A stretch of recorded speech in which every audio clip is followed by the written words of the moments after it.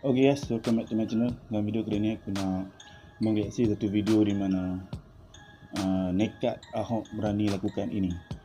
So, apa yang Ahok buat untuk rakyat Indonesia.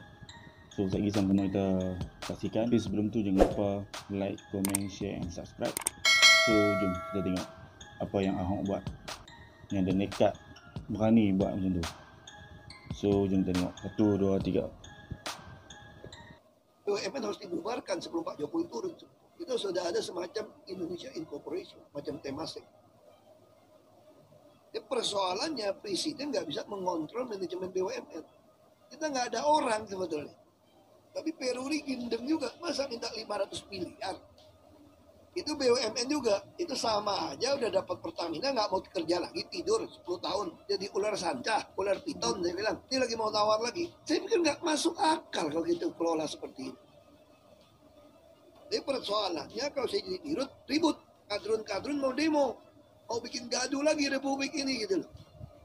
Tentu kita lagi ubah juga, sekarang kita kerjakan transparansi. Hampir semua berita lelang ada di website. Soal mereka mainkan di dalam masih terjadi. Harusnya Kementerian BUMN itu dibubarkan sebetulnya. Ketika Ahok bongkar bobroknya perusahaan BUMN. Pertamina udah aman-aman, nyaman-nyaman kok masuk komun, ini brengsek satu nih. Ahok mengganggu keharmonisan. Ahok itu sama saja membuat kekacauan, kekisruan. Kalau nggak ada Ahok kan nggak ada yang ribut. Komisaris Utama PT Pertamina Persero Basuki Cahayapurnama alias Ahok secara belak-belakan membuka tabir di balik layar PT Pertamina.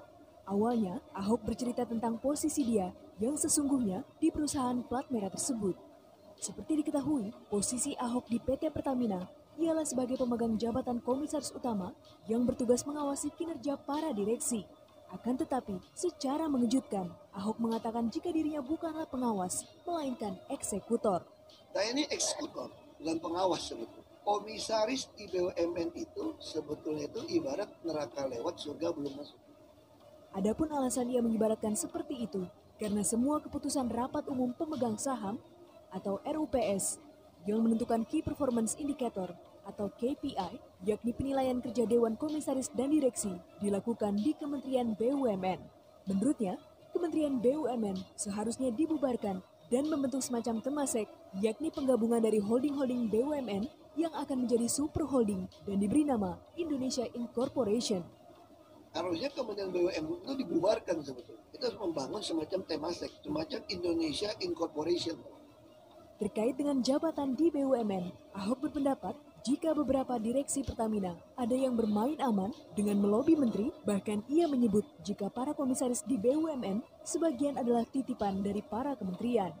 Dia ganti direktur pun bisa tanpa kasih tahu saya. Saya sempat marah-marah juga. Jadi direksi-direksi semua mainnya yang penting lobinya ke menteri. Karena yang menentukan menteri. Komisaris pun rata-rata kan titipan dari kementerian-kementerian. Kendati demikian, Ahok mengaku mempunyai cara agar hal tersebut tidak terulang lagi, yakni dengan memangkas birokrasi yang ada di Pertamina. Dengan begitu, setiap insan Pertamina dapat memiliki kesempatan yang sama untuk dapat menduduki jabatan SVP atau Senior Vice President. Saya potong jalur birokrasi mereka. Pertamina itu dulu naik pangkat itu mesti pakai kayak pangkat PLR itu Pertamina reference level gitu. Jadi orang mesti kerja sampai SVP itu bisa 20-an tahun ke atas. Saya potong semua mesti lelang terbuka. Tidak hanya itu saja, Ahok juga menyoroti sistem gaji di Pertamina. Menurutnya, dalam hal ini ada yang bermain dengan memanipulasi gaji. Sebagai contoh, jika ada salah satu pegawai dicopot dari jabatannya, akan tetapi gajinya itu tetap sama dengan jabatan sebelumnya, bukan mengikuti jabatan yang baru. Orang yang dicopot misalnya dari jabatan direktur utama anak perusahaan, misalnya gaji 100 juta lebih, masa dicopot gaji masih sama? Alasannya dia sudah orang lama. Ya harusnya kan gaji mengikuti jabatan Anda. Tapi mereka bikin gaji pokoknya gede-gede semua. Jadi bayangin orang kerja sekian tahun bisa gaji pokok 75 juta, dicopot nggak ada kerjaan pun dibayar segitu. Dikasih jabatan gila aja nih. Terus alasan bisa dituntut. Nah itu yang kita lagi ubah sistem itu. Di samping itu, Ahok pun merasa kecewa terhadap perusahaan BUMN Peruri. Hal itu dikarenakan perusahaan BUMN yang bergerak di bidang percetakan uang ini meminta uang sebesar 500 miliar rupiah pada Pertamina untuk proses paperless yang menurutnya tidak masuk akal. Lalu sekarang saya lagi paksakan tanda tangan digital. Tapi Peruri gendeng juga. Masa minta 500 miliar untuk proses paperless di kantor Pertamina. Itu BUMN juga. Itu sama aja udah dapat Pertamina nggak mau kerja lagi. Tidur 10 tahun. Jadi ular sanca, ular piton saya bilang. Selain rasa kekecewaan terhadap Ruri, mantan Bupati Bangka Belitung ini juga merasa kesal saat rapat dengan para dewan direksi mengenai kilang minyak, di mana dalam rapat tersebut Ahok sedikit terpancing emosinya. Menurut pengakuannya, hal itu sengaja dilakukan agar emosinya keluar, sehingga dapat dilapor kepada Presiden sebagai pengganggu keharmonisan. Tadi saya mau rapat penting soal kilang. Berapa investor yang udah nawarin mau kerja sama, kalian diamin. Terus yang udah ditawarin, kenapa tolak? Terus kenapa kerja seperti ini? Saya lagi mau auditing. Tempat saya emosi juga kemarin. Mereka mau mancing saya emosi. Kalau saya emosi, lapor ke Presiden apa? Ahok mengganggu keharmonisan. Rasa kesal Ahok tidak hanya pada pembangunan kilang minyak saja, tetapi pada hutang Pertamina yang ingin mengakuisisi ladang minyak di luar negeri. Menurutnya, lebih baik melakukan eksplorasi di dalam negeri karena di Indonesia masih memiliki 12 cekungan yang berpotensi menghasilkan minyak. Minjam duit, sekarang udah ngutang 16 miliar dolar. Tiap kali otaknya minjam duit aja nih. Saya udah kesel ini. Minjam duit terus mau akuisisi terus lagi. Saya bilang tidak berpikir untuk eksplorasi. Kita masih punya 12 cekungan. Yang berpotensi punya minyak, punya gas. Itu ngapain di luar negeri gitu loh. Ini jangan-jangan saya pikir. Ada komisi kali ini beli-beli minyak ini. Seperti kita tahu, bangsa ini tidaklah kekurangan orang pintar, namun kekurangan orang jujur.